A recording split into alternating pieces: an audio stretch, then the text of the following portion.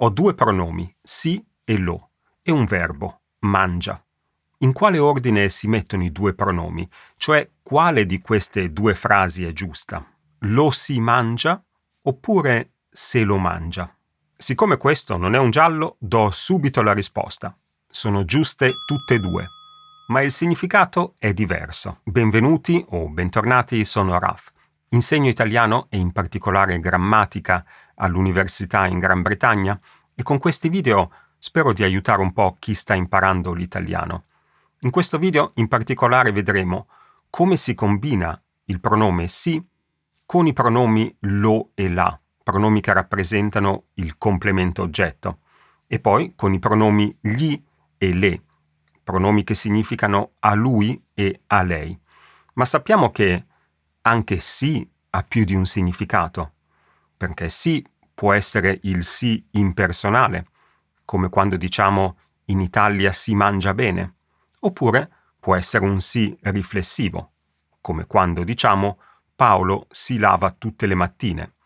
Quindi 2 per 2, 4, in totale avremo 4 casi. Si impersonale combinato con lo o la, e poi si impersonale combinato con gli o le. E poi avremo si riflessivo combinato con lo o la e si riflessivo combinato con gli o le. E ovviamente per ognuna di queste combinazioni vedremo il significato delle frasi, come e quando si usano. Cominciamo con il primo caso, si impersonale combinato con i pronomi oggetto diretto lo oppure la. E l'ordine è prima il pronome oggetto diretto, quindi lo o la, e poi il si impersonale. Se non lo si aiuta, non ce la fa. È da tanto che non la si vede in giro. La prima casella quindi è completa. Prima si mette il pronome oggetto diretto, lo oppure la, e poi il si impersonale. Passiamo alla seconda casella. Si impersonale più il pronomi gli o le. E vediamo che l'ordine è lo stesso, perché diciamo, per esempio, non le si può dire niente. Le in questo caso significa a lei, oppure non gli si può nascondere niente, gli significa a lui. L'ordine è lo stesso, prima il pronome, che in questo caso è un pronome oggetto indiretto, e poi il si impersonale. Passiamo allora al si riflessivo. Qui quando parlo di verbi riflessivi non faccio distinzioni, non importa sapere se si tratta di un riflessivo proprio, di un verbo ergativo, di un verbo inerentemente riflessivo, non ha importanza, perché si comportano tutti allo stesso modo, anche se quel sì ha significati leggermente diversi, non importa. Proviamo quindi a combinare questo sì riflessivo con gli o le, e lo possiamo fare in frasi come queste. Gli si è allagato il bagno. Qui il verbo è allagarsi, il soggetto della frase è il bagno che si è allagato, e quel gli significa a lui si è allagato il bagno. Oppure potremmo avere una frase come le si sono slacciate le scarpe. Anche in questo caso il soggetto è alla fine, le scarpe che si sono slacciate, e quel le significa a lei. E un terzo esempio, gli si sono avvicinati 2 sconosciuti. E vediamo che prima mettiamo il pronome gli o le e poi mettiamo il si riflessivo. Passiamo all'ultimo caso, quello in cui combiniamo il pronome riflessivo si con i pronomi lo oppure la, pronomi quindi che rappresentano il complemento oggetto. Ma un verbo riflessivo può avere un complemento oggetto? Assolutamente sì. Naturalmente il significato di quel sì riflessivo cambierà. Mi vengono in mente 2 casi in cui un verbo riflessivo può avere un complemento oggetto. Il primo è in una frase come Anna si lava il viso. Se vogliamo sostituire il viso con un pronome, useremo il pronome lo, maschile singolare, e in questo caso diciamo Anna se lo lava. Quindi l'ordine è cambiato. Viene prima il pronome riflessivo si e poi il pronome lo. Il secondo caso in cui possiamo avere un verbo riflessivo con un complemento oggetto è quello in cui il pronome riflessivo serve a dare più intensità, più forza al verbo, come quando diciamo Paolo si mangia un bel piatto di pasta o io mi mangio un bel piatto di pasta. È sempre un pronome riflessivo, Paolo si mangia, io mi mangio, ma quel pronome riflessivo serve appunto a dare più forza al verbo.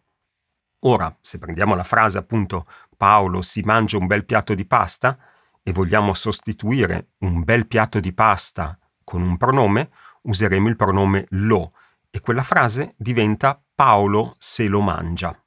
Quindi anche in questo caso mettiamo prima il pronome riflessivo e poi il pronome che rappresenta il complemento oggetto, lo. Quindi nella nostra quarta casella i pronomi hanno l'ordine opposto.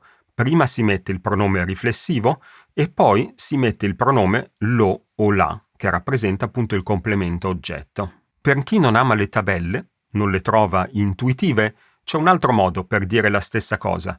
Possiamo dire che questi 4 tipi di pronomi appaiono sempre in questo ordine. Prima gli o le, poi si riflessivo, poi lo o la e poi il si impersonale.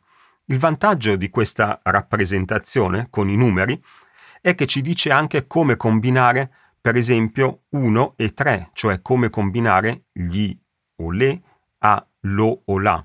E sappiamo che in questi casi dobbiamo anche unire i 2 pronomi e dire glielo o gliela.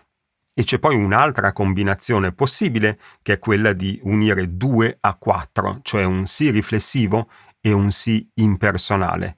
E in questo caso diciamo ci si, come per esempio nella frase la mattina ci si sveglia presto. Quindi ognuno può scegliere la forma che trova più intuitiva, o la tabella oppure questo ordine in cui compaiono i pronomi. Ma torniamo alle nostre 2 frasi dell'inizio. Lo si mangia se lo mangia. Ora, nella prima frase, lo si mangia, l'ordine dei pronomi ci dice che quel si è un si impersonale e quindi possiamo per esempio immaginarli in un contesto in cui diciamo l'ossobuco non è più molto comune, lo si mangia sempre meno.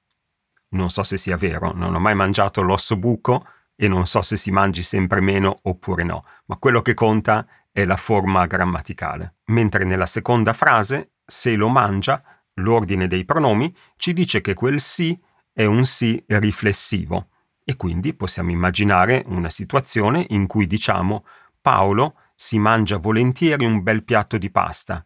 Paolo se lo mangia volentieri. Prima di finire però voglio dire un'altra cosa importante che riguarda quei verbi pronominali che finiscono appunto con quei 2 pronomi, se, la. Ci sono diversi verbi di questo tipo, me ne sono segnati alcuni, mi riferisco a verbi come godersela, darsela a gambe, cavarsela, tirarsela, prendersela, eccetera. Ora, quei 2 pronomi in questi verbi, se e la, sono pronomi vuoti in un certo senso, cioè non si riferiscono a qualcosa in particolare. Quel la alla fine è sempre femminile e quel pronome che viene prima, se, che sarebbe poi il pronome si, è un pronome riflessivo. Quindi quando usiamo questi verbi pronominali, in sostanza seguiamo le stesse regole che abbiamo visto prima. Quindi stiamo combinando un pronome riflessivo, il pronome si, con un pronome oggetto diretto, la. Anche se sono pronomi vuoti, non importa, seguono le stesse regole formali. Quindi, per esempio, con il verbo prendersela, che significa aversene a male, diciamo Paolo se la prende sempre. Se, la. Appunto seguiamo le stesse regole che abbiamo visto prima. Ma attenzione, perché potremmo usare il verbo prendere, quindi non prendersela, il verbo prendere, in forma impersonale con un pronome la, riferito questa volta a qualcosa di reale. Per esempio la metropolitana. Se chiediamo dove si prende la metropolitana, potremmo rispondere la si prende in piazza. In questo caso quel la, pronome oggetto diretto, si riferisce alla metropolitana e il si non è più un si riflessivo, ma è un si impersonale e quindi anche in questo caso seguiamo le regole che abbiamo visto prima. Mettiamo prima la e poi si. Ora, sinceramente, alla domanda dove si prende la metropolitana potremmo anche tranquillamente rispondere si prende in piazza, omettendo il pronome la, ma è molto importante non rispondere se la prende in piazza, perché significa che la metropolitana se ne ha a male in piazza. Grazie per avermi seguito fin qui, se ti è piaciuto il video lasciami un bel pollicione e se non sei già iscritto puoi iscriverti al canale.